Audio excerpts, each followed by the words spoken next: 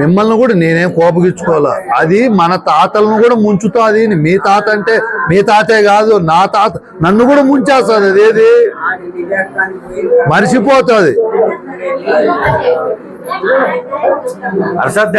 ఎరుకకు మరుపు సహజం నాయన. నువ్వు నిర్ణయించుకుంటావు నేను ఎలా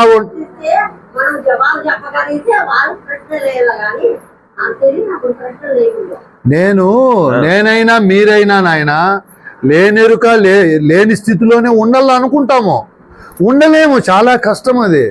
ఒక రోజులోనో ఒక సంవత్సరంలోనో వాళ్ళు ఎందుకు కాలం పెట్టారు, ఎందుకు ఇంత బోధించినాడు. దీక్షితులు ఉన్నది పరిపూర్ణము లేనిది ఎరుక అని శిష్యునికి నిర్ణయం చేసి చెప్పాక నాయన 53 ప్రకరణలు చెప్పారు. 1 కాదు 2 కాదు.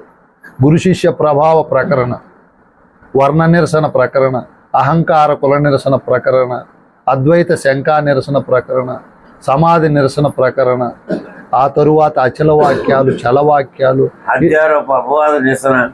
ఇతన్ని ఎందుకు చెప్పాడు ఆయన పొద్దుబాకన. ఈ ఎరుక అంత మాలిన్యంతో ఉంటుంది నాయన. అహంకార పడుతుంది, అభిమాన పడుతుంది. మేము క్రమంగా మీరు బోధ చెప్పమంటే ఇట్లా మన బోధ ఇట్లా క్రమంగా ఉంది నాయన అని చెప్తున్నాము. ఈ యోగాలు అన్ని చెప్పి 3 యోగాలనే గీతను సమర్థం చేశాడు. బంగారు భక్తి సమానము త్రిగుణములు అన్ని వాడైతేనే సరే సరే సంతోషం. కాదు మనం మళ్ళా బోధ క్రమ పద్ధతి చెప్పుకుంటున్నాం కదా. కాదు ఇది అట్లా కాదు. 2 శనివారం ఆదివారం మొదలుపెట్టి వినండి.